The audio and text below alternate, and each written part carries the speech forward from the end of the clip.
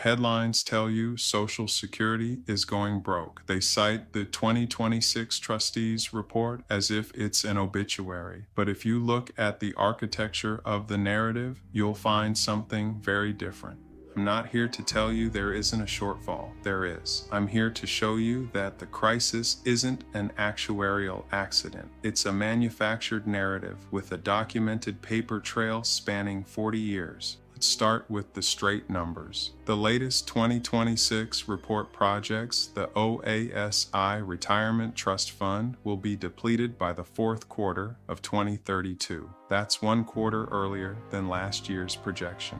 Depleted doesn't mean zero. If Congress does nothing, the program doesn't stop. It would still pay out roughly 78% of scheduled benefits from ongoing payroll tax revenue. The money doesn't disappear, the reserve does. Social Security is pay as you go. Today's workers fund today's retirees. The trust fund is just a reserve of treasury bonds built up when the boomers were working. We're drawing it down now because the ratio of workers to retirees has shifted. And the Disability Trust Fund, it's solvent through at least 2100, the full 75-year window. The combined OASDI fund depletion isn't until 2034. The headlines focus on the earliest date for the loudest alarm. The 75-year long-term shortfall did grow from 3.82% to 4.42%. That is the real actuarial story. But the leap from shortfall exists to the system is broke is a rhetorical choice, not an actuarial finding.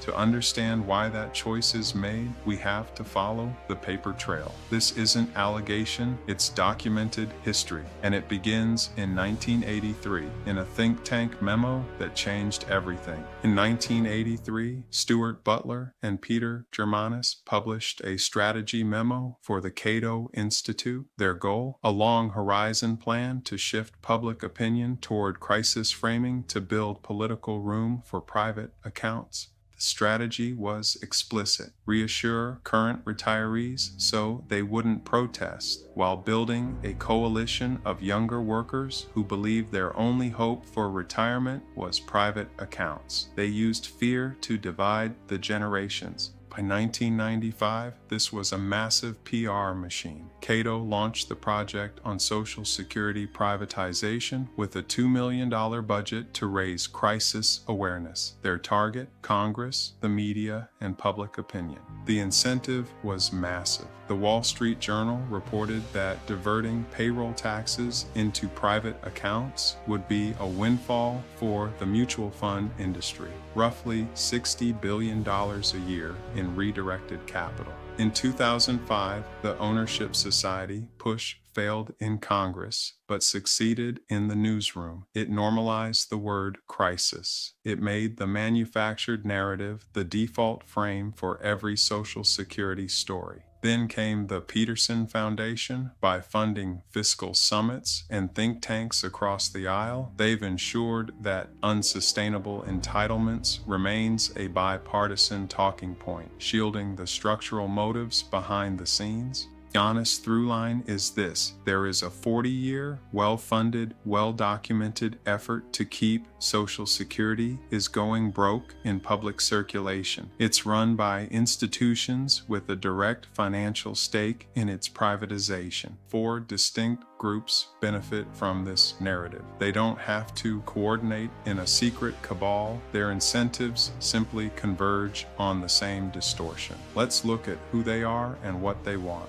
Group 1, the financial industry. Privatization isn't about solvency, it's about management fees. Redirecting payroll taxes into private accounts is the single largest potential windfall in modern financial history. Group 2, austerity hawks. They use the Social Security shortfall as a lever to force a broader reduction in the social safety net. If they can make the program look unsustainable, they can justify cutting it. Group 3, some progressive advocacy groups. Their incentive is to understate the shortfall to avoid any conversation about benefit changes. But by ceding the actuarial ground, they leave the crisis narrative unchallenged. And Group 4, The media. Structurally, Social Security is going broke is a click-driven business model. Sensationalism is the engine of engagement. Accuracy is secondary to the alarm that keeps the audience watching. These incentives converge on a single, powerful distortion. They turn a manageable accounting gap into an existential threat. The result is a public that is too scared to see the architecture of the system they built.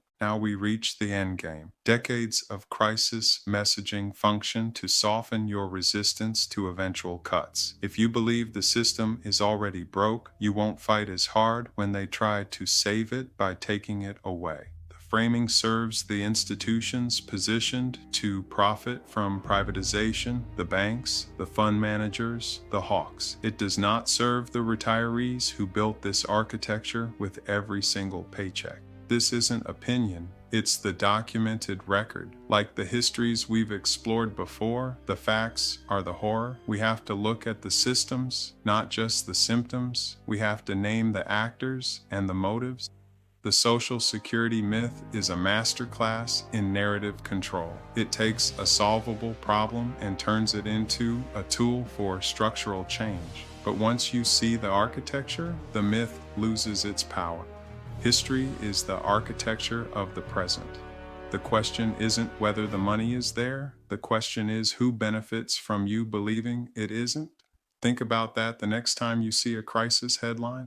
I'm the unheard. If you want to understand the systems that shape your world, follow for more. The facts are the evidence. The evidence is the autopsy. Know the architecture, see the hand.